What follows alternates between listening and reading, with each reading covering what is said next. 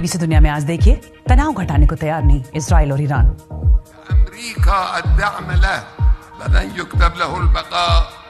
लंबे वक्त के बाद तेहरान में जुमे की नमाज के बाद ईरान के सर्वोच्च नेता अयातुल्लाह अली खामनेई ने दिया संबोधन। इजराइल पर किए मिसाइल हमले को जायज बताते हुए कहा, पीछे नहीं हटेंगे ईरान और उसके सहयोगी। हमास के वरिष्ठ नेता खलील अल हया ने बीते 7 अक्टूबर को इजराइल पर हमला करने को सही ठहराते हुए कहा, फलस्तीनियों की मांगों की ओर दुनिया का ध्यान खींचने के लिए जरूरी था ये कदम। दिखाएंगे एक्सक्लूसिव इंटरव्यू। स्वागत है आपका बीबीसी दुनिया में, मैं हूं सारिका सिंह। दिखाएंगे लेबनान की राजधानी बेरूत में अब किसे निशाना बना रहा है इजराइल, लेकिन पहले हेडलाइंस।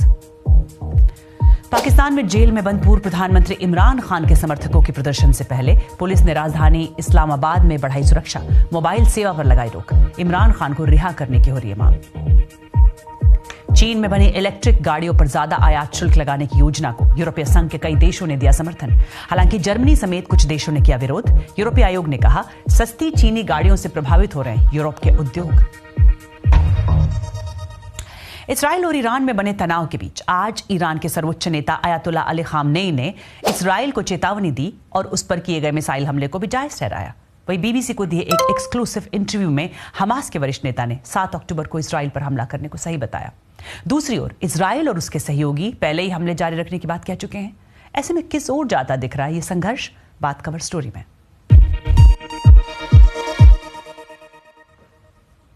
ईरान के सर्वोच्च नेता अयातुल्लाह अली खामनेई ने आज तेहरान में जुमे की नमाज के बाद दुनिया भर के मुसलमानों से इजराइल और उसके समर्थकों के खिलाफ लामबंद होने की अपील की। साल 2020 के बाद ये पहला मौका था जब जुमे की नमाज के बाद तेहरान की मुसल्ला मस्जिद में खामनेई ने संबोधन दिया। इस दौरान पिछले हफ्ते मारे गए हिजबुल्लाह के नेता हसन नसरल्लाह को श्रद्धांजलि दी गई। अयातुल्लाह अली खामनेई ने कहा कि ईरान का इजराइल पर मिसाइलों से हमला करना सही था।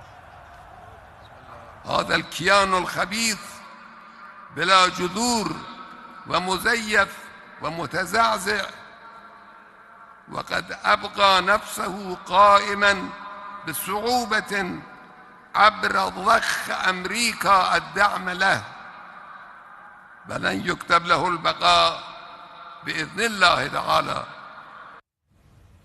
इस बीच लेबनान की राजधानी बेरूत में इजराइल के हमले जारी हैं।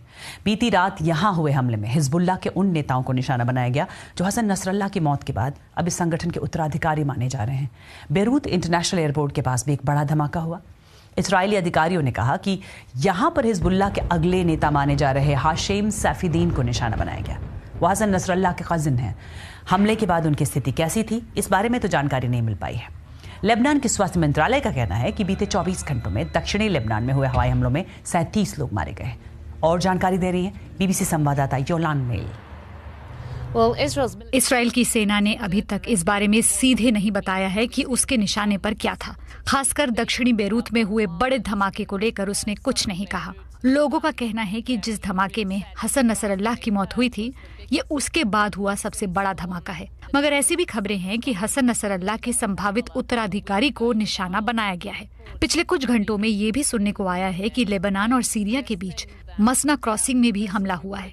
हाल के दिनों में इस जगह से हजारों लोग देश छोड़कर भाग रहे हैं, मगर अभी तक इस्राएली सेना ने इस पर सीधे कोई टिप्पणी नहीं की है। पिछले 1-2 दिनों से उसने जो अलग अलग बयान जारी किए हैं, उनमें इस्राएली सेना ने कहा था कि हिजबुल्लाह इस क्रॉसिंग को लेबनान में हथियार लाने के लिए इस्तेमाल कर रहा है।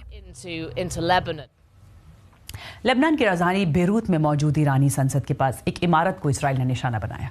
वहां हुई तबाही का जायजा लेने पहुंचे बीबीसी संवाददाता ह्यूगो बशेगा। बेरूत की एक और रात इजरायली हवाई हमलों से दहल उठी। बेरूत पर फिर से हमले हो रहे हैं। यह हमला बिना किसी चेतावनी के हुआ। लेबनान की संसद के पास एक रिहायशी इमारत पर मिसाइल गिरी। हम यहाँ हुई तबाही का जायजा लेने पहुंचे। बेरूत पर अब खतरा बढ़ता जा रहा है। ये वो जगह थी जहां से हिजबुल्लाह से जुड़ा एक संगठन काम करता था। अब वो खत्म हो चुका है। क्षतिग्रस्त हुई इमारत के 10वें माले पर रहने वाले मुस्तफा ने हमसे कहा, वो सिर्फ आपातकालीन सेवा कर्मचारी थे। यही सच था। हमने उन लोगों को लोगों की मदद करते हुए देखा था। इमारत को पहुंचे नुकसान से आप अंदाजा लगा सकते हैं कि हमला कितना जोरदार रहा होगा। यहाँ से अब मलबा हटाया जा रहा है। हम यहाँ अभी भी कुछ सर्जिकल मास्क और दस्ताने देख सकते हैं और आप आसमान में उड़ते ड्रोन्स की आवाज भी सुन सकते हैं। ये कुछ उन लोगों की तस्वीरें हैं जो हमले का शिकार हुए। इनमें एक रेस्क्यू ऑफिसर और 2 पैरामेडिक्स शामिल हैं। लेबनान के स्वास्थ्य मंत्री के मुताबिक लेबनान में हालिया इस्राएली हवाई हमलों में 97 स्वास्थ्य कर्मी मारे गए हैं। इस हमले पर इस्राएली सेना की ओर से कोई बयान नहीं आया है, पर हिजबुल्लाह के नेता बेखौफ नजर आते हैं। चीजें साफ हैं और हमारा रुख पहले जैसा ही है। हम उससे 1 इंच भी नहीं हिले हैं और हम उसी राह पर आगे चलते रहेंगे। सड़क के उस पार मौजूद कब्रिस्तान भी तबाही से नहीं बच सका। बेरूत में जिंदा लोग हों या फिर मरे हुए, दोनों को ही शांति नहीं मिल पा रही है। दूसरी ओर उत्तरी इस्राएल का वो इलाका जो लेबनान की सीमा से लगता है, उसे एक मिलिट्री जोन बना दिया गया है। वहां रह रहे कुछ लोग, जिनमें से ज्यादातर इजराइल के सिविल डिफेंस टीम्स का हिस्सा हैं, वो चाहते हैं कि वो सीमा पार से हो रहे हिजबुल्लाह के रॉकेट हमलों को खत्म कर दें। उस सीमा के पास मौजूद एक गांव से बीबीसी संवाददाता लूसी विलियमसन ने हमें ये रिपोर्ट भेजी है। इस्राएल की उत्तरी सीमा का इलाका एक मिलिट्री जोन बन चुका है, जहां कोई दाखिल नहीं हो सकता। इस रोड पर आते ही आप हिजबुल्लाह के निशाने पर आ जाते हैं। यहाँ रहने वाले लोगों से ज्यादा तादाद इस्राएली सैनिकों की है, जो लेबनान से या तो वापस आ रहे हैं या जाने की तैयारी में होते हैं। हम लगभग खाली हो चुके किबुत्स में एक सुरक्षित जगह पर पहुंचे। हिजबुल्लाह जिन इमारतों का इस्तेमाल करता है वो तबाह हो चुकी है। इस्राएली सैनिकों ने कहा कि पास ही मौजूद बिंट जबेल शहर में उसने गुरुवार को हिजबुल्लाह के लड़ाकों को मारा। वहीं हिजबुल्लाह ने कहा कि उसने उस पहाड़ी के ऊपर मौजूद इस्राएली सैनिकों को मारा। बीते 1 साल से यहाँ रह रहे लोग बॉर्डर के उस तरफ से हिजबुल्लाह को उन पर रॉकेट दागते हुए देखते थे। पर अब करीब 2 दशकों में पहली बार यहाँ के बाशिंदे बॉर्डर के उस तरफ इस्राएली सेना को लेबनान की धरती पर हिजबुल्लाह से लड़ते हुए देख रहे हैं। आप डीन स्वीट लैंड के घर से लेबनान में हो रही हलचल को देख सकते हैं। 1 साल पहले ये इलाका खाली करवाया गया था, पर एक वक्त ब्रितानी सेना में रहे डीन यहाँ से नहीं गए। 8 साल पहले वो लंदन से यहाँ आए थे। उनका बेटा एक इस्राएली सैनिक है और फिलहाल यही उनका घर है। It's been very noisy. The house is shaking 3-4 times a day. हम 1 और साल ये सब नहीं झेल सकते। दूसरे साल भी हिजबुल्लाह आपकी सीमा पर बैठा है, 7 अक्टूबर जैसा हमला करने की फिराक में। पर मेरा बेटा सेना में है, और क्या हम ऐसा चाहते हैं कि अपने बच्चों को हिजबुल्लाह के पास मरने भेज दें, जिसके लिए वो पिछले 2 दशकों से इंतज़ार कर रहा है? वो हमारा वहाँ दाखिल होने का इंतज़ार कर रहे थे। पिछली 2 बार इसराइल ने यहाँ सीमित कार्रवाई से ही शुरुआत करते हुए लड़ाइयाँ लड़ी थी। इनमें से कई सैनिक वो हैं जो गजा में भी लड़े थे और अब लेबनान में हिजबुल्लाह से 2-2 हाथ करेंगे। वहीं हमास के एक वरिष्ठ नेता ने बीबीसी से बातचीत में कहा कि पिछले साल 7 अक्टूबर को हमास ने इसराइल में जो कुछ किया वो सही कदम था। हमास के दूसरे नंबर के नेता खलील अल हया ने कहा कि हमला इसलिए किया गया ताकि फ़लस्तीन का मसला फिर से अंतर्राष्ट्रीय पटल पर चर्चा में आ सके। इस हमले में 1200 लोग मारे गए थे, जिनमें से ज़्यादातर इसराइल के आम लोग थे। देखिए बीबीसी संवाददाता जेरेमी बॉमन की रिपोर्ट। इसराइली हमले की आशंका को देखते हुए ईरान और उसके सहयोगी लामबंद हो रहे हैं। ईरान के राष्ट्रपति कतर में खलील अल हया समेत हमास के दूसरे राजनेताओं से मिले।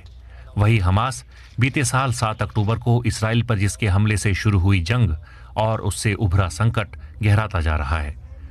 जुलाई में इस्माइल हनिया के मारे जाने के बाद खलील अल हया गजा के बाहर हमास के सबसे वरिष्ठ नेता बन गए थे।